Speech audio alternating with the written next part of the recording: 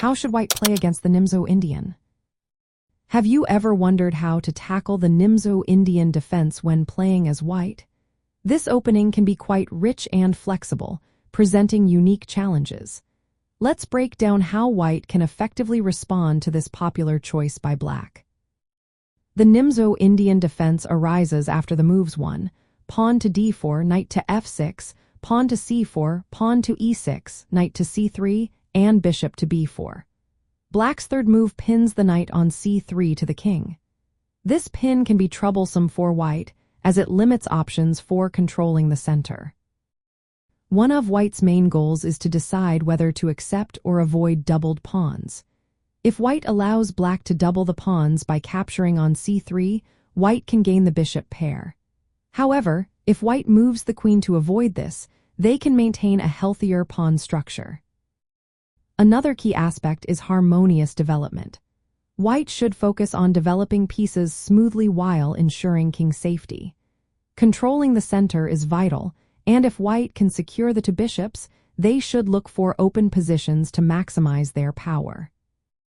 Now let's look at some common systems white can use. The classical approach is to play pawn to e3 on the fourth move. This prepares to develop the dark-squared bishop and castle. After black castles, white can play bishop to d3, followed by knight to f3. This setup leads to a solid structure. Another option is to play queen to c2. This prevents black from doubling the pawns and supports the pawn to e4. This move is flexible and popular among players. After black castles, white can continue with pawn to a3, forcing the exchange on c3. For a more aggressive approach, white can play pawn to f3. This move prepares for pawn to e4 and can lead to sharp play. Black might respond with pawn to d5 or castle. If white prefers to challenge the bishop immediately, they can play pawn to a3. After the exchange on c3, white will have doubled pawns but also the bishop pair. This line is less common at the highest levels but can be effective in club play. When facing the Nimzo-Indian, it is essential for white to handle the pin on the knight carefully. If left pinned, black can increase pressure on the center. If white allows doubled pawns, they should aim for open lines and active piece play. If avoiding doubled pawns, focus on controlling the center and preparing for pawn to e4. Flexibility is key.